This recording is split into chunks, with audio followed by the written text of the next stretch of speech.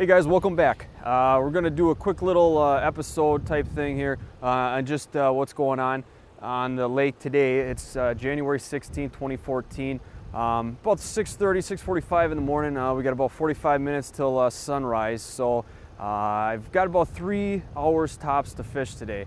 I don't have the sled with, just got the truck. So got my portable in the back of the truck, and we're going to go out and try a couple waypoints that I've accumulated over the last week and stuff. So had some pretty crazy wind last night, and I'm assuming we're going to have some pretty big drifts out there.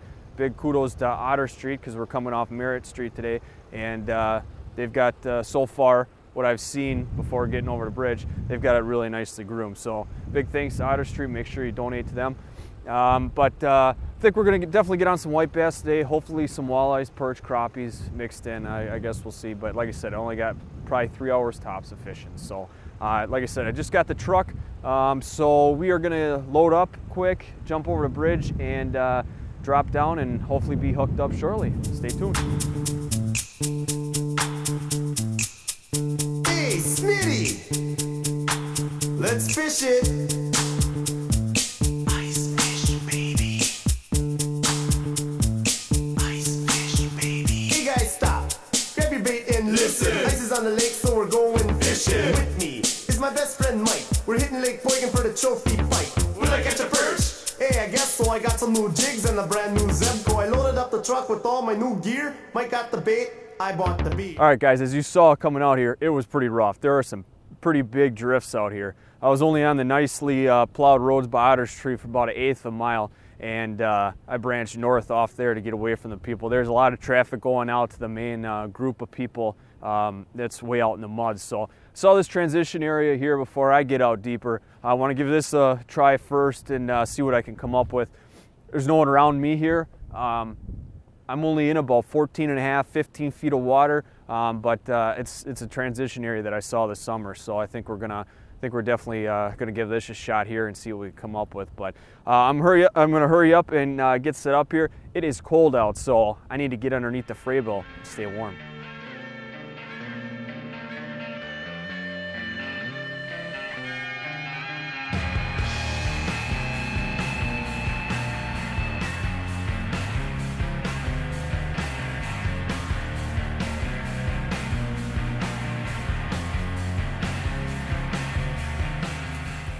I just dropped down. I thought there was something underneath the hole right as soon as I dropped the transducer in, and I was right, but it's a nice white bass. I'm gonna let this one go here, and there's 2 more down there, so we're gonna hurry up and get that down. I don't think you can figure out which way is down. Got another one down there, so we're gonna race down quick.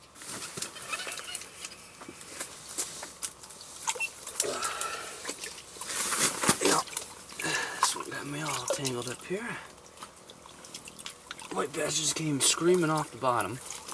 Didn't even have time to get the recorder going. But it's alright. Catching fish, especially before work. How awesome is that? Another decent fish. It's like the same size as the other one. But it's a good eater, you know, but I'm not cleaning fish today, so again, down the pipe. There. Just let him oh, came off again. I think we are getting rid of this minnow head because I am missing some hookups on that. That is the 4th fish I have missed due to this huge minnow head that I had on. So that's the end of that. Got a smaller one on now. Look at that. As soon as I change that minnow head, she hooks up, and that is a decent perch. Oh, that is a decent eating perch right there, but like I said, I'm not in the mood to clean fish, so this one is going to go back down the pipe.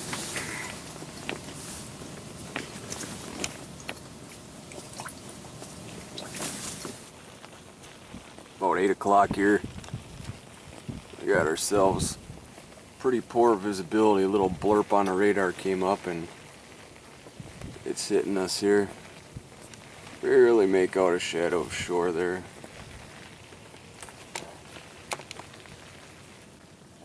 Alright, well this spot's not doing it for me. The few fish I did have is not the kind of action I'm looking for. So, yeah, about an hour and a half left. I'll move a little deeper out in the mud, see what I can come up with. If we get a little bit more action, alright. If not, hey, at least I'm fishing, right? Can't catch them every day, but at least got a couple.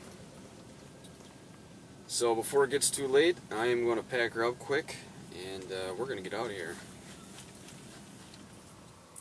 Alright guys, well this is the second and final spot for today. Snow's coming down pretty good, but the good news for me is the wind died down, so that's a bonus.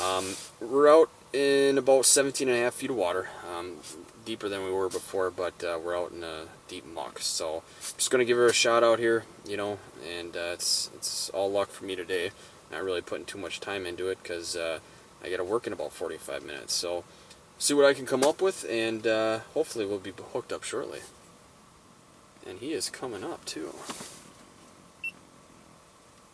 He is coming up, and we are hooked up. He just shot off the bottom, but that is a jumbo perch. That is a true definition of a jumbo right there. That is a beast. But I'm not keeping fish today, so I'm going to get him off. Hopefully drop back down and catch a few more. But I guess today is a perch day, because that one is bigger than the last one before. So I'm going to let this guy go and hopefully catch a few more.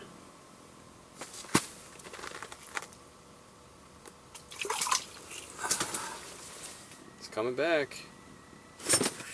Oh, that's got some weight to her. Another nice perch. Quick drop down and get some more here. This is definitely perch day, I can tell you that.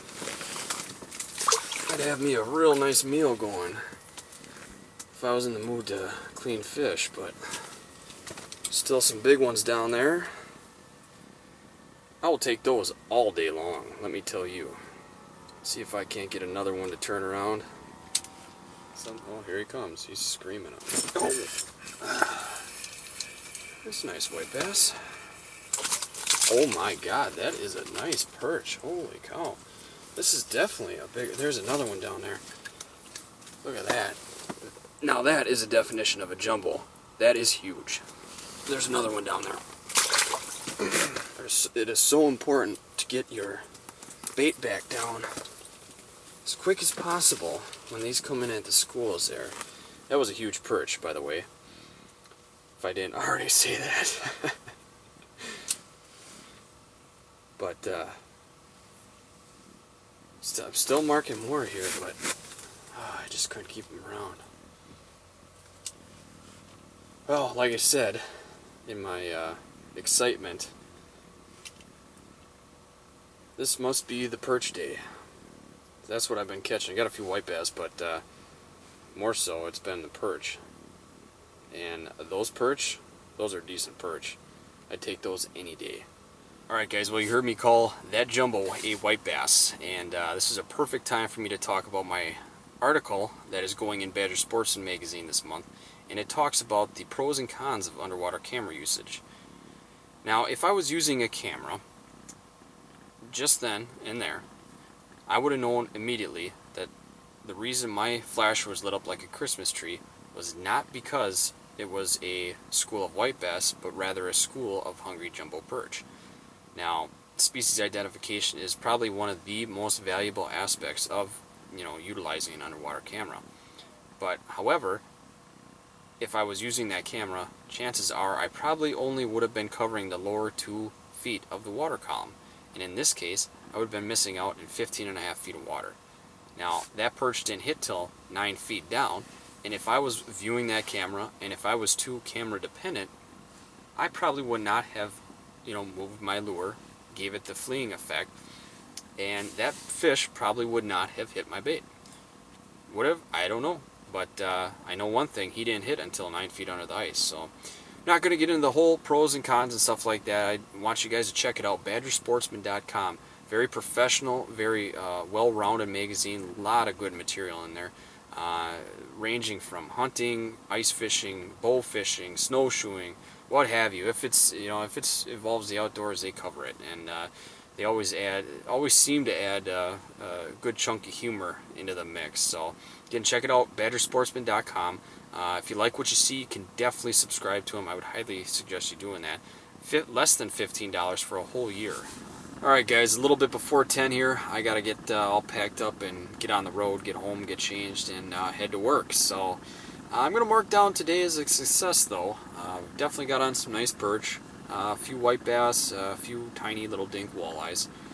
So pretty good for only having to move once, but you know, that's gotta work with the time that you got, and we did. So I'm thinking that this is going to be it, so I'm going to start packing her up here and get out of here. But until next episode, guys, tight lines, stay dry.